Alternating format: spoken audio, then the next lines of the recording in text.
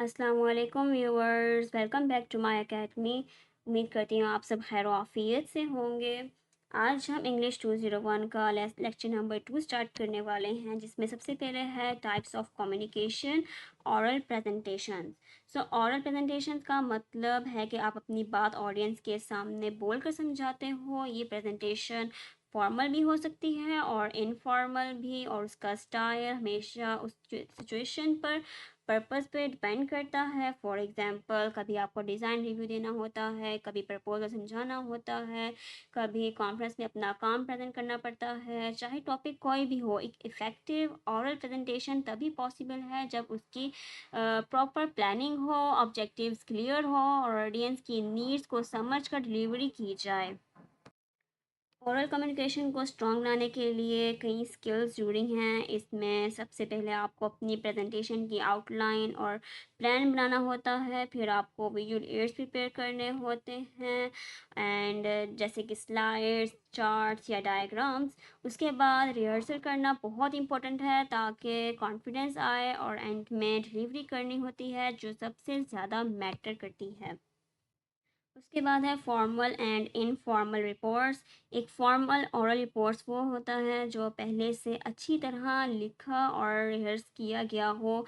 इस टाइप के जो रिपोर्ट्स होती हैं ज़्यादातर बड़े हॉल्स या ऑडिटोरियम में दिए जाते हैं, जहां ऑडियंस भी लार्ज होती है। फॉर्मल रिपोर्ट्स का एक स्ट्रक्चर्ड फॉर्मेट होता है, बिल्कुल रिटर्न रिपोर्ट की तरह, और इसमें प्रेजेंटर का स्टाइल, कॉन्फिडेंस एंड उसका अपीयरेंस बहुत इम्पोर्टेंट होता है। एंड इसका जो अपोजिट है इनफॉर्मल ऑरल रिपोर्ट्स, यूजुअली छोटे ग्रुप सेटिंग्स में होता है। इसमें इन्वायरमेंट रिलैक्स होती है, ऑडियंस के साथ डायरेक्ट डिस्कशन होती है, और प्रेजेंटर का स्टाइल भी ज़्यादा कैजुअल हो सकता है।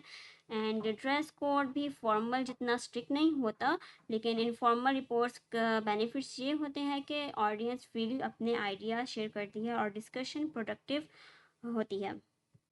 उसके बाद है इंफॉर्मेटिव स्पीकिंग और परसुएसिव स्पीकिंग। ओरल प्रेजेंटेशन ज़्यादातर दो कैटेगरीज में आती है, इंफॉर्मेटिव स्पीकिंग और परसुएसिव स्पीकिंग। इंफॉर्मेटिव स्पीकिंग का मेन पर्पस होता है कि ऑडियंस को नॉलेज देना, मतलब प्रेजेंटर उन्हें कोई कॉन्सेप्ट समझाता है, कोई प्रोसेस डिमॉन्स्ट्रेट करता है, या किसी इवेंट का डिटेल में जिक्र करता है।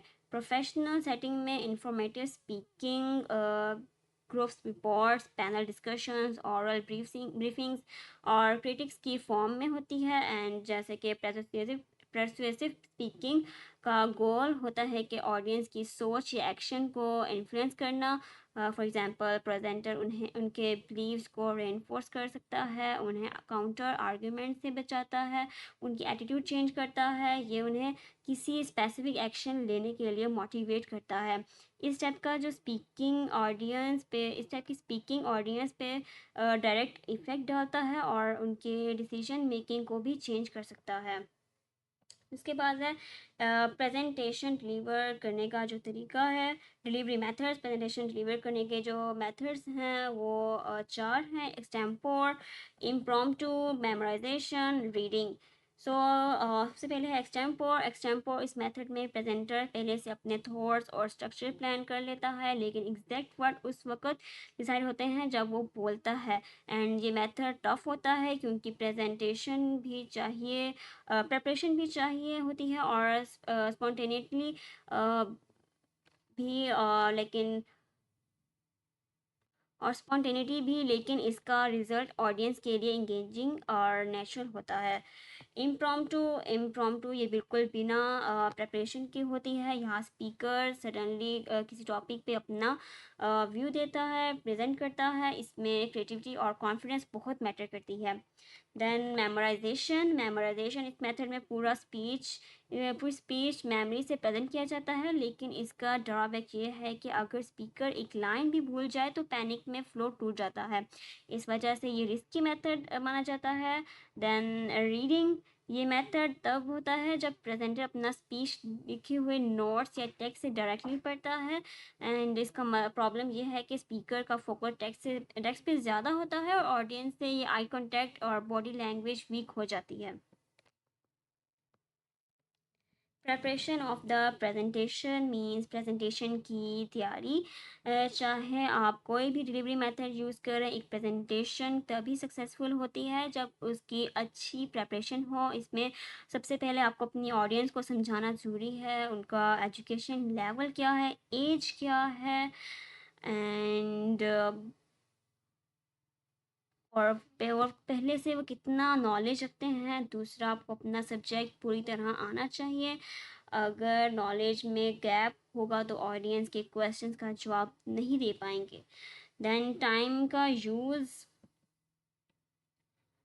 Of time and rehearsal. Time का यूज़ और रिहर्सल भी प्रिपरेशन का इम्पॉर्टेंट हिस्सा है। आपको अपने टॉपिक को लिमिटेड और इफेक्टिव टाइम में कवर करना होता है। रिहर्सल से कॉन्फिडेंस आता है और नर्वसनेस कम होती है। साथ ही पर्सनल अपीयरेंस भी मैटर करती है, क्योंकि एक प्रेजेंटर का ड्रेसिंग और ग्रूमिंग उसकी क्रेडिबिलिटी बनाती है।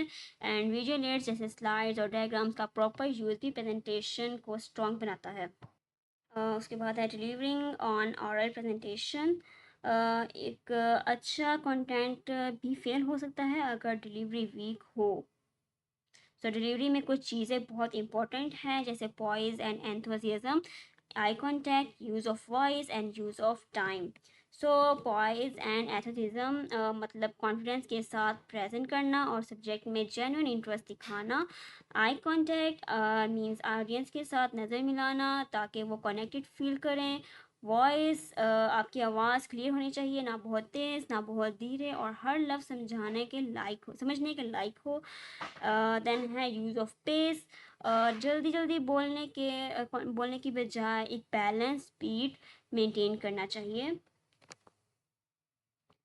फॉर्मल प्रेजेंटेशन में ऑडियंस सबकॉन्शियस लेवल पे आपकी वॉइस, बॉडी लैंग्वेज और अपीयरेंस से जज करती है। इस वजह से इन चीज़ों पे ख़ास तवज्जो देना बहुत ज़रूरी है।